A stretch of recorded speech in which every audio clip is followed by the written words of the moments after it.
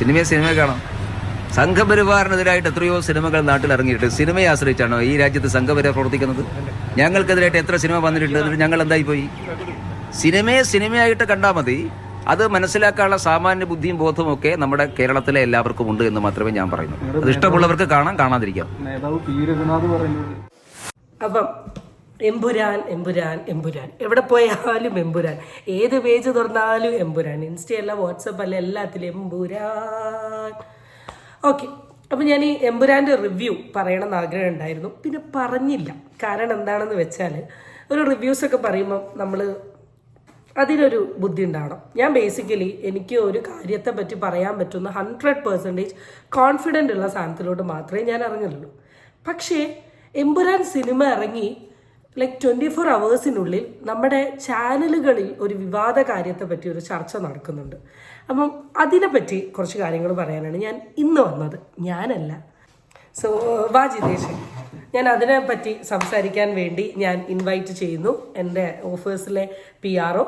ആളെ വിളിക്കാനുള്ളതിൻ്റെ main reason, first thing ഒരു cinema പ്രാന്തനാണ്, second thing ഒരു ലാലേട്ടൻ ബിഗ് ഫാനാണ്, തേർഡ് തിങ് കടുത്ത രാഷ്ട്രീയ ബോധത്തെക്കുറിച്ചുള്ള ആളായതുകൊണ്ടാണ്. അപ്പോൾ ഞങ്ങൾ രണ്ടുപേരും കൂടിയാണ് ഈ വിഷയത്തെ പറ്റി സംസാരിക്കാൻ പോകുന്നത്. ഓക്കെ, ഫസ്റ്റ് ഈ സിനിമയെ പറ്റി പറയുകയാണെങ്കിൽ ഇറ്റ് വാസ് നല്ല മൂവിയാണ്. എന്നെ സംബന്ധിച്ച് it is one time watchable. എനിക്കിത് ഒരു തവണ കാണാനുള്ള ഇതേ ഉള്ളൂ. ആൻഡ് ഓക്കെ, ലാലേട്ടൻ മൂവി കണ്ടിരിക്കാം, അത്രയേ ഉള്ളൂ. പിന്നെ മേക്കിങ്ങും എല്ലാം അടിപൊളിയായിരുന്നു. ട്രെയിലർ പോലെ തന്നെ അത്യാവശ്യം നമ്മളെ ഒരു മണിക്കൂർ ഇരുത്തുന്ന ഒരു പടം തന്നെ. അല്ലാണ്ട് ഇതിനെപ്പറ്റി കൂടുതൽ വിശദീകരിച്ച് ഞാൻ പറയുന്നില്ല. So let me ask to Jitesh, as a Lalettan fan, അല്ലെങ്കിൽ ഫസ്റ്റ് ഷോയിൽ തന്നെ ഈ വർക്കിൻ്റെ ഇടയിൽ ടിക്കറ്റ് എടുത്ത് പോയ ജിതേഷിന്, what is your opinion about Empuraan? എന്ത് പറഞ്ഞാൽ എമ്പുരാൻ ഒരു മാസ്റ്റർ പീസ് മൂവിയാണെന്ന് പറയാം. അത്രയും നല്ലൊരു മേക്കിംഗ് ആയിരുന്നു, ഗംഭീര മേക്കിംഗ്. നമുക്കൊരു 3 മണിക്കൂർ പോയതറിഞ്ഞില്ല. ഒരു മലയാള ഫിലിമാണെന്ന് തോന്നാത്ത രീതിയിലായിരുന്നു മേക്കിംഗ്. അമ്മാതിരി പെർഫെക്ഷൻ ആയിരുന്നു. മൊത്തത്തിലൊരു എന്താ പറയുക, പൃഥ്വിരാജ് ഷോ എന്ന് വേണമെങ്കിൽ പറയാം. എനിക്ക് അതിൽ ഏറ്റവും കൂടുതൽ സ്ട്രൈക്ക് ചെയ്ത ഒരു സീൻ പറയണ്ട, സ്ട്രൈക്ക് ചെയ്തൊരു കാര്യം എന്താ ഇപ്പം ആ ഹോൾ സിനിമയിൽ അതിലേറ്റവും ത്രില്ലിംഗ് ആയിട്ട് തോന്നിയൊരു സീൻ നമ്മളെ ഇന്റർവ്യൂവിന് ശേഷമുള്ള ഒരു ഫൈറ്റ് സീൻ ഉണ്ട്.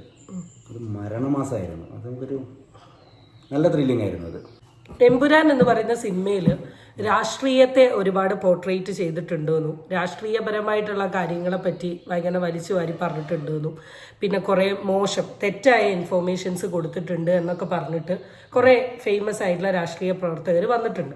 അവരവരുടെ അക്കൗണ്ടിൽ കൂടെ ചില പോസ്റ്റുകളും കാര്യങ്ങളൊക്കെ ഷെയർ ചെയ്തിട്ടുണ്ട്.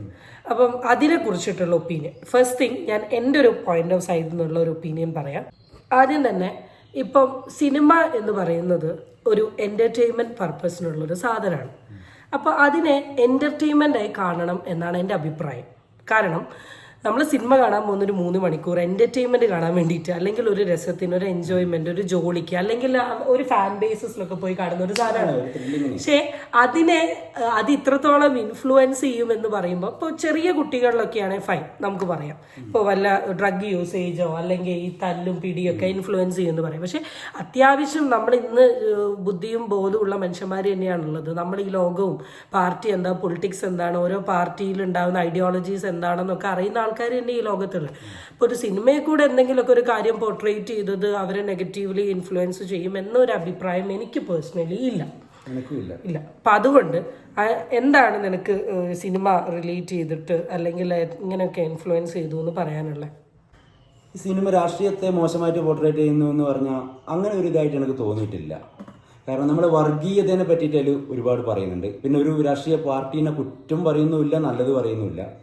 പിന്നെ വർഗീയത എന്നൊരു സംഭവം ശരിക്ക് പറയുന്നുണ്ട് അതിൽ. അതവർ ഉദ്ദേശിക്കുന്നത് ഇപ്പോൾ ഇല്ല പാർട്ടി അധികാരത്തിൽ വന്നത് വർഗീയതയിലേക്കൂടെയാണെന്ന് എന്നതിലൊന്ന് വരുത്തി തീർത്തിട്ടുണ്ട്. അത് ഏത് പാർട്ടിയാണെന്ന് എന്താണെന്ന് പറഞ്ഞിട്ടില്ല. അത് ചില പാർട്ടിക്കാർ അവരെ സ്വന്തം പാർട്ടിയാണെന്ന് വിചാരിച്ചിട്ട് പ്രശ്നമാക്കുന്നതാണ്. പിന്നെ സിനിമ ഒരു സിനിമയായി തന്നെ കാണണം, അല്ലാതെ ഒരിക്കലും അതൊരു രാഷ്ട്രീയ പ്രസ്ഥാനത്തിൻ്റെ ഭാഗമായിട്ടോ അല്ലെങ്കിൽ രാഷ്ട്രീയ എതിരായിട്ടോ ഒന്നും ഒരിക്കലും കാണാൻ പാടില്ല. ഇനി ഒരു ചോദ്യം, സിനിമ തെറ്റായ വിവരങ്ങൾ പ്രചാരിപ്പിക്കുന്നതിനെ കുറിച്ച് എന്താണ് നിന്റെ അഭിപ്രായം? എനിക്കങ്ങനെ തോന്നുന്നില്ല.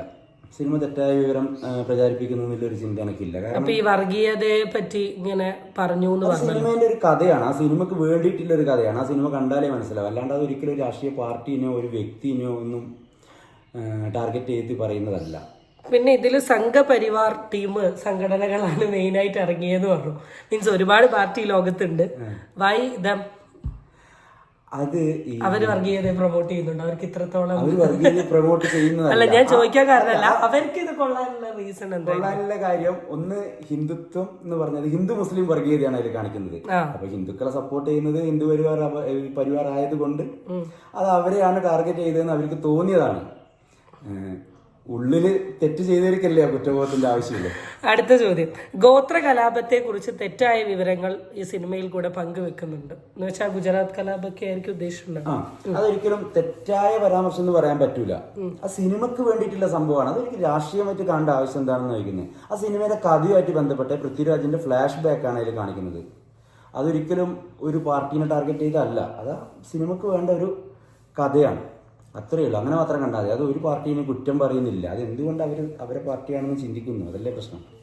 സോ ഇൻ എ ഗ്ലാൻസ് അല്ലെങ്കിൽ കംപ്ലീറ്റ്ലി എനിക്ക് പറയാനുള്ളൊരു കാര്യം, സിനിമ എന്ന് പറയുന്നത് ഒരു എൻ്റർടൈൻമെൻറ്റ് പേർപ്പസിലുള്ളൊരു സാധനമാണ്. അപ്പം അതിനെ എൻ്റർടൈൻമെൻ്റ് ആയിട്ട് മാത്രം കാണാൻ ശ്രമിക്കുക.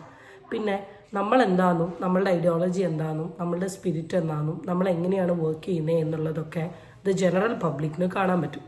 അപ്പോൾ പബ്ലിക് അത് കണ്ട് മനസ്സിലാക്കി നമ്മളോട് പെരുമാറിക്കോളും.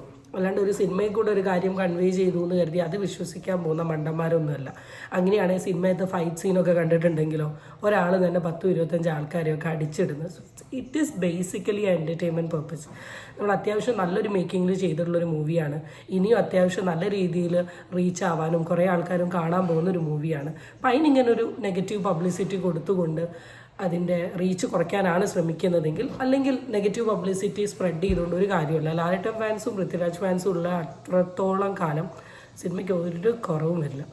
ഇപ്പം തന്നെ ടിക്കറ്റ് കിട്ടാനില്ല, തിരക്കുവാണ്, അതുമാതിരി തിരക്കുവാണ്. So that's what. Okay, and stay tune for the next video. Tata, by.